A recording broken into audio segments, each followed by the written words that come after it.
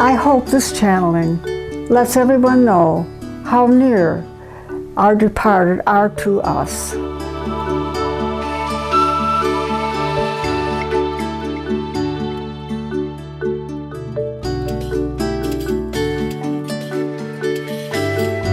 Hi, welcome to my Twin Soul video. I'm Janet K. Darling, co-author of The Timeless Love of Twin Souls along with Philip George. This video is a channeling from Ron, my twin soul, who is on the other side of the veil.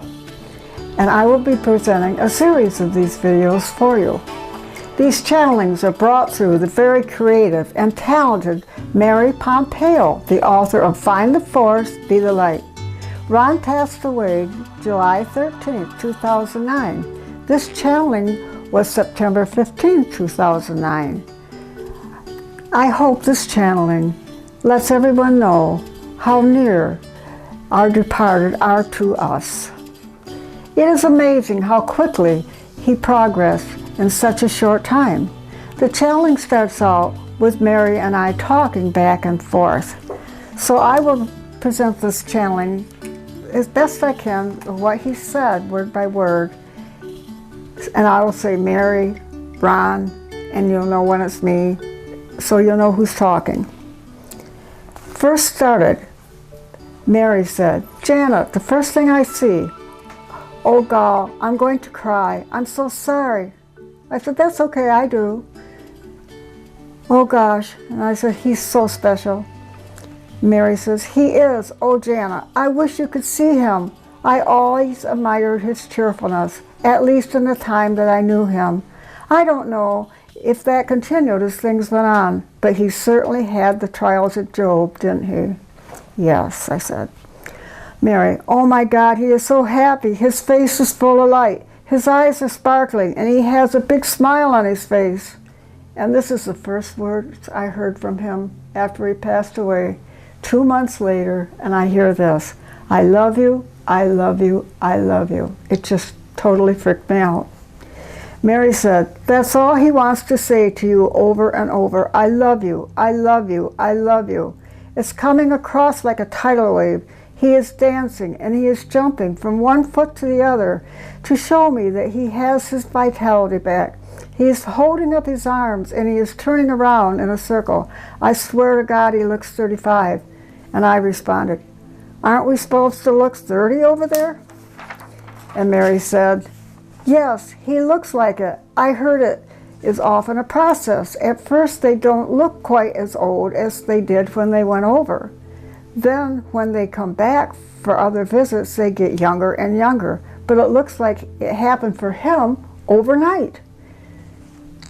And I said, "He was totally paralyzed and he couldn't even see me."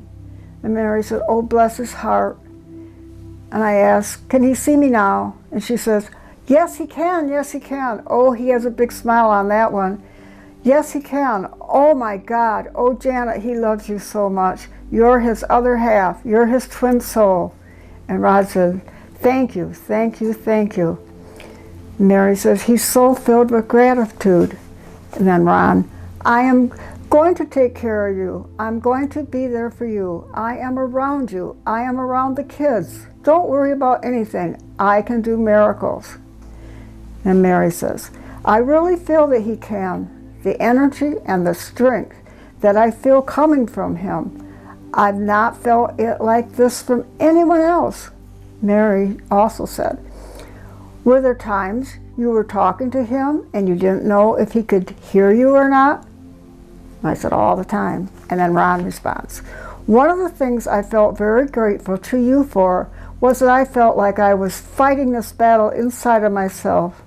And the only thing that kept me sane or from despair was the sound of your voice. I could sense it. I could hear you talking to me. It was always there. It was my beacon. It was my north light, my north star for navigation. It was very helpful to me.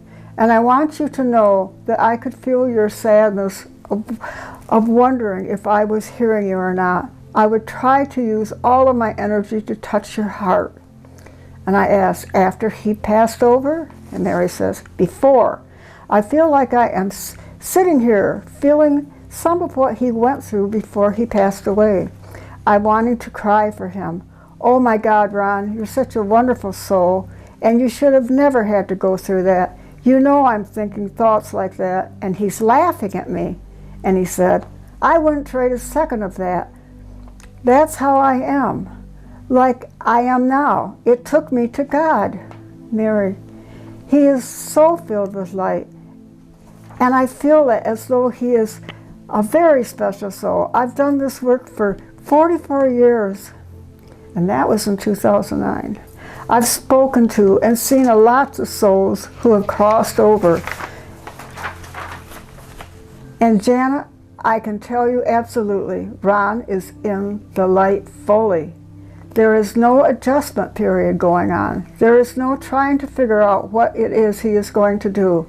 He is filled with joy. He's so happy.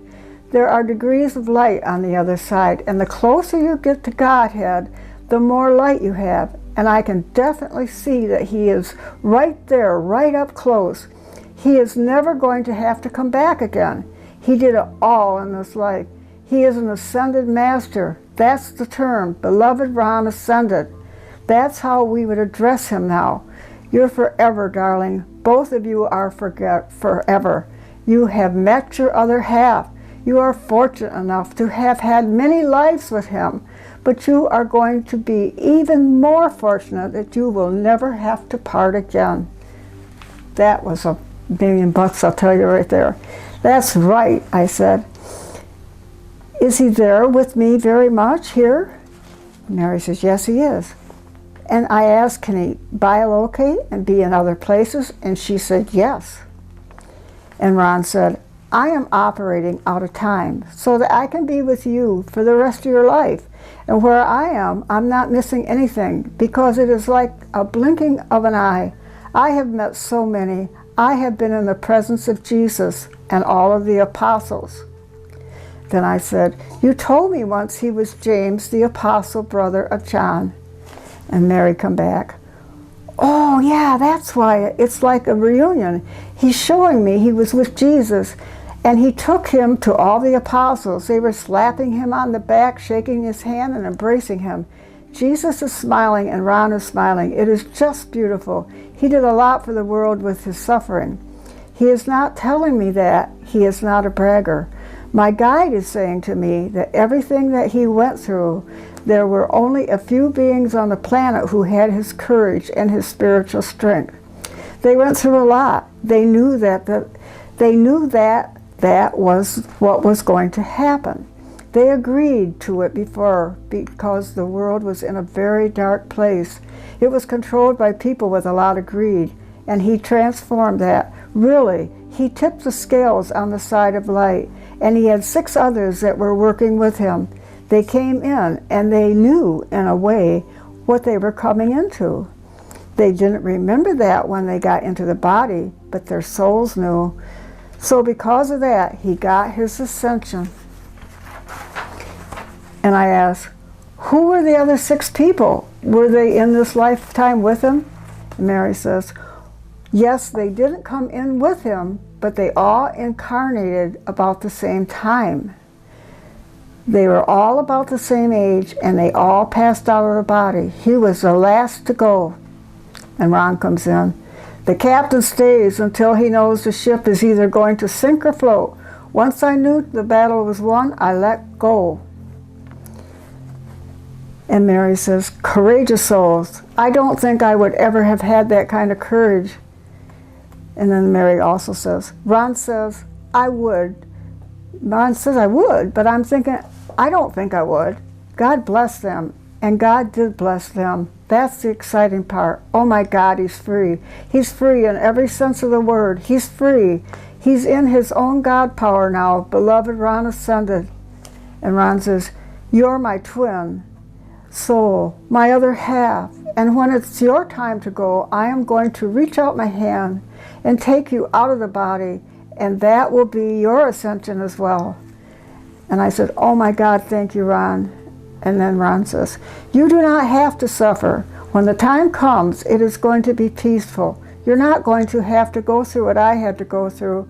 That was one of my conditions in taking on this challenge and in taking it on physically. I knew you would suffer the emotional loss of me, but I am going to make my presence known to you. I am going to be around you. And I said, ask him why he isn't moving the crystals that I asked him to move. And she said, they are too heavy. He just doesn't have the strength yet. And Ron says, are you finding pennies all over the house? And I said, yeah. I'm leaving money for you. I want you to know you will always be taken care of. It's only pennies now, but when you find them, I want you to know they are from me. And that kind of reminds me of the song, Pennies from Heaven. And Mary asked, are you finding them in unusual places? And I sure did. I found them under an ironing board. I found them under a kitchen table when I had my friends over. Mary says, he's doing that. And those times you think you feel him in the room, he actually is there. And I asked, is he the purple and gold I see? Mary said, yes. Do you feel temperature changes around your body sometimes? And I said, oh God, yes. Mary, yeah, that's him. And I said, I sweat right out of my body. I think I have a fever. Ron said, I'll try not to hold you so tight. And I say, keep on doing it, I don't care. And Mary says, he comes up close to you and he puts his arms around you, and you know he hadn't been able to do that for a long time. And I go, yeah. And Mary says, he used to think about doing that all the time, and so now that he can just walk up to you and do it at any time, he holds you so tight it is hard for him to let you go. He feels that your body temperature is changing and he doesn't want to hurt you, and he walks away. Ron says, things like that will get better. These are things I am learning, so I will be able to hold you for longer periods of time without making your temperature go up. And then I come across a silly thing. I remember on the Twilight Zone, I don't know if any of you remember it, there was a guy that stayed young and the wife just got older and older, and I feel that's what's happening to us now. And Mary says, you are beautiful to him. And Ron says, I've always been in love with your spirit and your heart. It has never been about the physical. You've always been physically beautiful, but I've always loved your spirit and your heart. That's the same. It never changes. That's eternal. That's who I recognize. And I ask, can he tell me what he's doing over there? Is he visiting temples? Did he see Oscar Peterson, the piano jazz player? That's who he really admired. And Ron says, I can do whatever I want to do, and that's fascinating. I went to the pyramids, not the way they are now, but when they were first built. They were inlaid with gold and were gorgeous. I watched the architects and studied them as they laid them out. They did, excuse me, I'll get there. They did pretty complete plans for such earlier civilizations, not having computers or slide rules or anything like that. They moved the rocks with sound. I've been visiting different time periods of the world and seeing some of the incarnations that we have had together. I like this last lifetime the best. I go, oh good, I guess we got better. And Ron said, one thing I learned over here is there really are no wrong or right answers. No matter what choice you make, there is some experience or lesson that comes out of it. It's a waste of time to feel guilty or worry if you are doing the right thing. If you follow your heart and it feels right in your heart, then you can trust it is the right thing as long as it comes from heart and love. Even if you think, if you had to do it over again, it's still all right. And it will lead to good things. God is in every act that comes from love. And when the heart is peaceful about a decision, that means that it has come from love. I said, oh, that's beautiful. Mary, yeah, it is. Mary, I know it's going to be hard without him, but you do have some wonderful memories. I said, I don't want anyone else, that's for sure. Mary, did you ever see the movie The Ghost and Mrs. Muir? I said, no. It's an old movie with Gear Gerson in it. She buys a house that was owned by a sea captain, and she can see him. She ends up falling in love with him and living with him. It is kind of what you and Ron remind me of. I think he's there with you, and you're living with him. You can feel him. You can talk to him. You're not feeling lonely because you really can feel his companionship. And probably you will be able to have more fun together than you were able to have when he was ill. And I said, that's the way I feel. There is a psyche here who says I'm going to find someone else. Mary, no, I don't think there will be anybody else. And I said, thank you, because I don't want anybody else. And then Mary says, you've been lucky enough to find your twin soul in this lifetime. That's something that hardly ever happens to very many people. Once you have found your twin soul, there is no one else. I do put an exception in that, like if maybe you're really, really young and you could be raising children or have a lot to go through, a lot of life to live yet, sometimes your twin soul will even help bring you a good soulmate to help you through things. Well, anyway, Mary goes on. This is the person you chose to be with, not for just one lifetime, but you like him so much you're willing to spend eternity with him. No one else can even come close to that. And I said, it wouldn't be fair to anyone else. Mary says, no, it wouldn't, because you couldn't love him. No, I don't see you with anyone else. Then I asked, is there anything I should be doing to help out the planet? Is there anything I should be doing besides going out eating with the kids?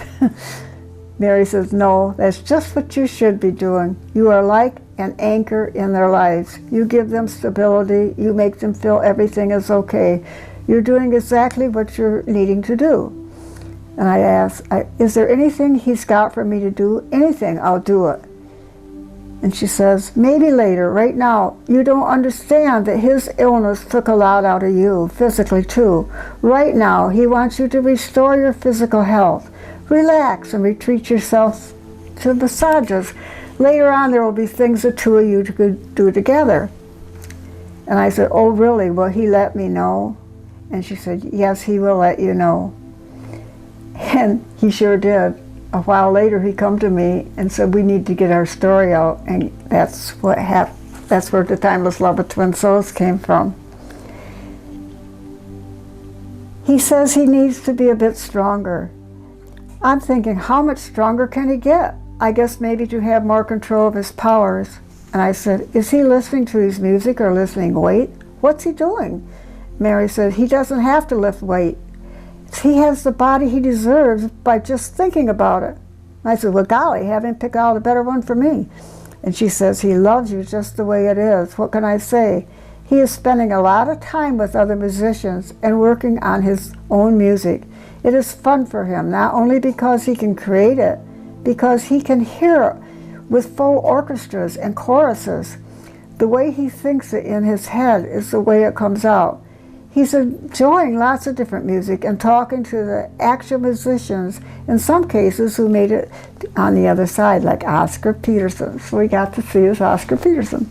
And I asked, did he send the Rainbow Girl song to my daughter-in-law in a dream? It was by Mick Jagger, and no one would believe Ron would listen to Mick Jagger. Yes, and Mick Jagger was a form that would mean something to her, not so much for him. She was told to get that song to me, and later on I did find it on the internet. It was When She Combs Her Hair, Colors in the Air, or something like that. It was, you know that song, you guys? I don't, but I know you young people do. And I said, was he responsible for my sister-in-law getting the movie for me with William Hurt about the little boy in a wheelchair with the butterflies? Ron, as a child, was fascinated by butterflies. Mary says, yes, that's the kind of thing he is doing.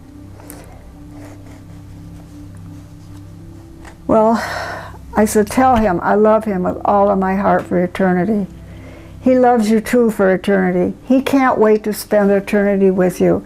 Even though you're not ready to come across anytime soon, he will enjoy the time with the rest of your life with him, and knowing it's going to lead to the two of you enjoying eternity together and serving God together. Oh, great. That's beautiful, Mary. And she says, okay.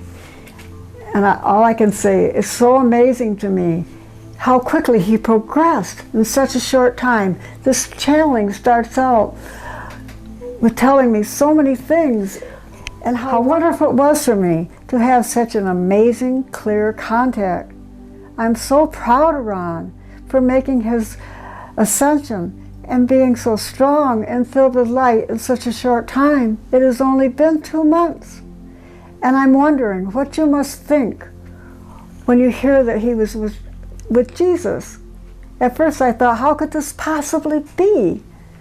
But as time went on, it was verified many times, and I learned to reason it out.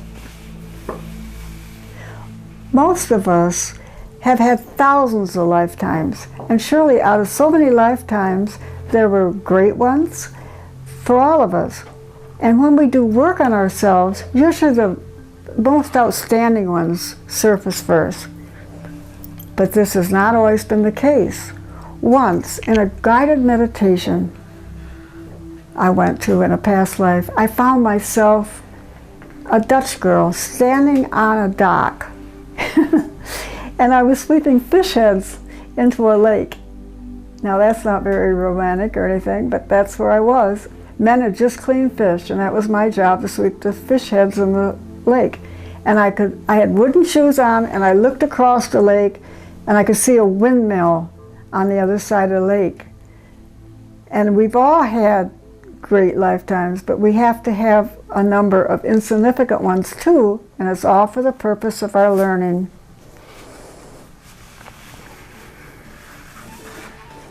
I feel like I have it etched in my DNA, like I'm a homing pigeon, to find my way back home to Ron when the time is right.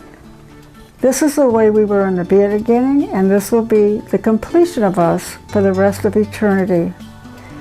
It is like there is also an infinity sign etched right into my heart. Ron has said that if you get anything out of our book or these videos, it is for you to know that you will see your loved ones again, and you are one with your twin soul for eternity, if you are physically with them or not. I hope you enjoyed this video. Please go in harmony, peace, and joy. And also, like, comment, and subscribe. Love and light to you.